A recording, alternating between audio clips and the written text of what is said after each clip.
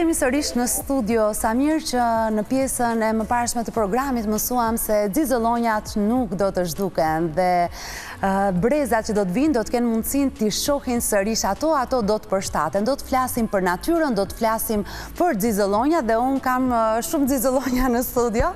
Do të flasim për një shfaqje e cila vendoste në fokus dhe në vëmendje natyrën, dashurinë dhe përkushtimin për natyrën, por edhe për xixëllonjat, për atë studimin që duke se na kishte shqetësuar të gjithëve se nuk do t'i shohim më. Me mua në studio është Jasmina Gjitsi, balerin, performuese në këtë shfaqje, e cila ka patur disa dramatizime shumë interesante dhe fëmijë të talentuar, të cilët ndër të tjera jo vetëm kanë interpretuar, por edhe kanë krijuar për natyrën dhe xixëllonjat.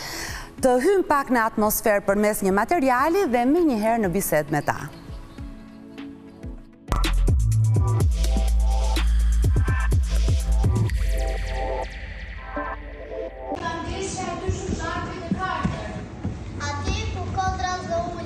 Po vjen nga rënja e vesër. Se të ndodhë kur nata është e kësaj dhe pak të zëfresër. Në direkt që në fërën, jepi për të kapit dritë. Jeshtë. Da e prapë, ndreqoj. Nga të shpresin e vogë që kanë të këmë qëmjet e thyre, se ndoshta një ditë. Dhe kush dhe të shohë për kërkuar të shohë. Po sa të bukur dukeshit ashtu si yje dhe xixëllonja. Mikrofonin e ka Hana, më bën një prezantim, prezantohen të gjithë fëmijët dhe më flisni pak për këtë shfaqje. Emri im është Hana Lamaj dhe jam 11 vjeç. Unë quhem Dalmeta dhe jam 10 vjeç. Unë quhem Anabela Baku dhe jam 11 vjeç. Bukur. Unë quhem Emanuel Shamo dhe jam 14 vjeç. Unë quhem Sali Visha dhe jam 9 vjeç. Bukur. Unë jam Jërsa Luli, jam 13 vjeç dhe në këtë shfaqje kam bërë poezinë mëngjesi. Bukur.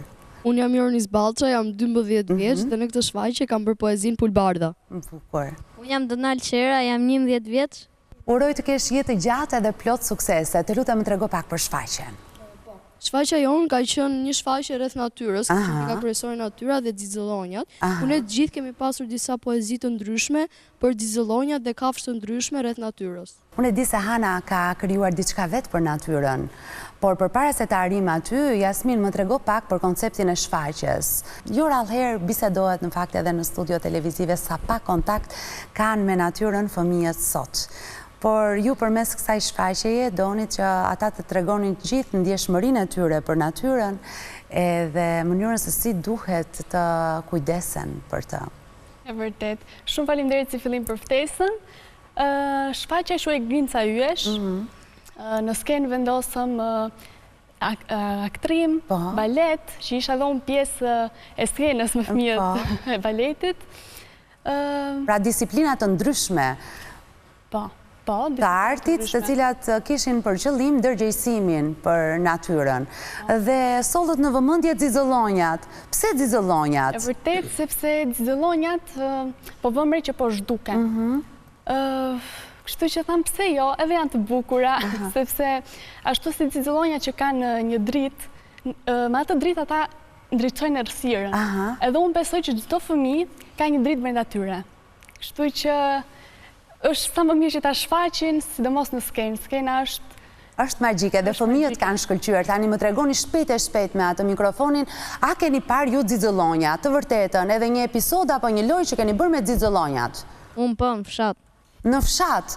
Sa vjeç ishe kur pe xixëllonja? 5 vjeç. 5 vjeç. Dhe si të duken ty xixëllonjat kur i pe? Çfarë të pëlqyen te xixëllonjat? Drita. Drita. I ndoqe me vrap? Jo. Thjesht i pe dhe kaq. Kaloj mikrofonin të shoku. Po, unë xixëllonjat për vete i kam parë në plazh, në darkë se dalin shumë.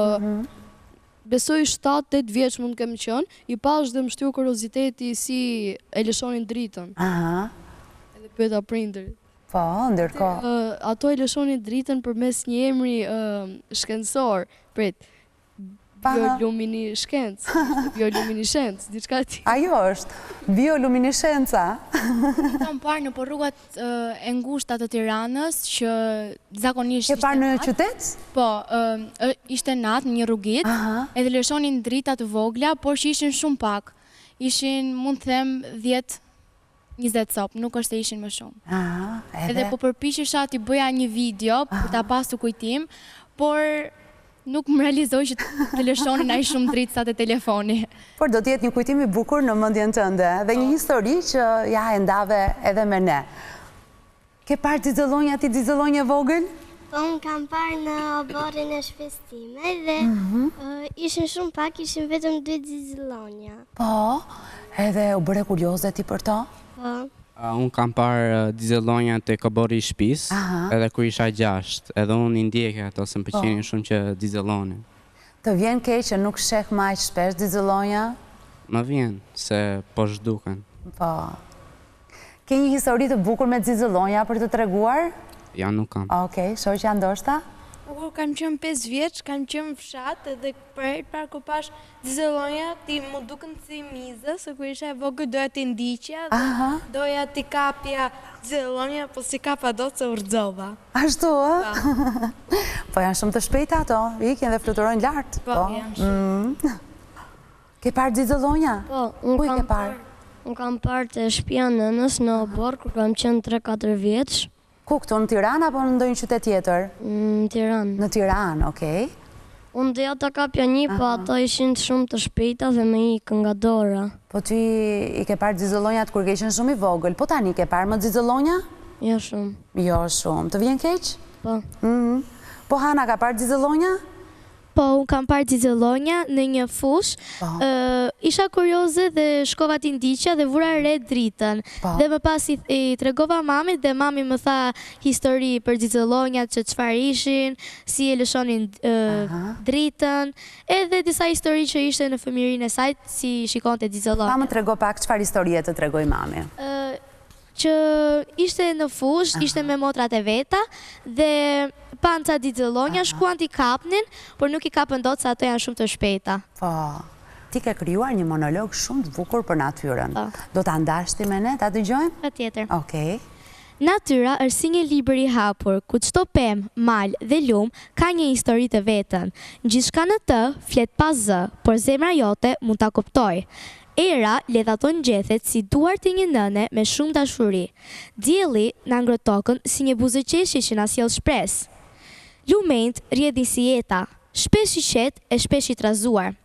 Malet ngrihen krenar si mbretër të heshtur nëpër botë. Ëndrat lindin si lule që çelin pak e nga pak në pranverë. Qielli natën shkëlqen e ndriçon për yjet vezëllues ndriçues. Dhe shiu bie mbi natyrë si lotët e natyrës kur njerëzit e harrojnë fare atë. Natyra nuk është thjesht një vend kur ne jetojmë, luajmë ose bëjmë pikniqe, por ajo është fryma, lumturia dhe gjithë qetësia e kësaj bote. Kështu që duajini natyrën dhe mos e keq trajtoni atë, sepse pa natyrën nuk do të kishte kurrë gjallëri. O sa bukur!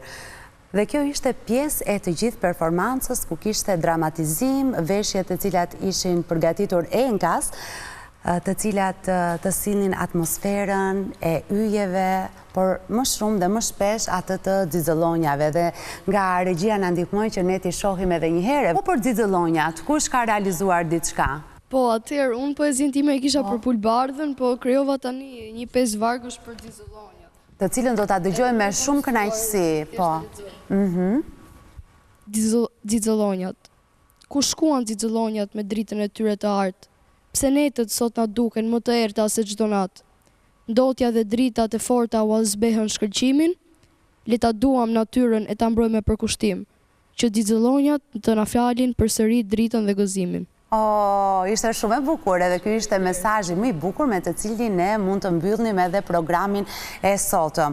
Unë ju falenderoj shumë që ju erdhët në studion tonë, asollët një atmosferë vërtet shumë të bukur, ishte një mesazh shumë i fortë sensibilizues që fëmijë të kujdesemi për natyrën, secili prej jush ka patur një pjesë edhe një rol shumë të rëndësishëm në atë shfaqje, ne patë mundësinë të shohim vetëm copza, por edhe të tregojmë fëmijëve të tjerë se sa e rëndësishme është që të jenë të angazhuar, të shkëlqejnë në atë që ata dëshirojnë të bëjnë, si në aktrim, në balet, në krijime, recitime, kështu me radhë, por pavarësisht pasioneve që ne kemi, të jemi njësoj të përkushtuar ndaj natyrës, edhe të magjepsemi nga gjërat e vogla dhe të bukura, si që janë zizëllonjat, për të cilat ne zgjodhëm të flasim në programin e sotëm. Faleminderit shumë. Faleminderit juve. Faleminderit që qëndruat në shoqërinë e Living Day. Mbrëmje të këndshme.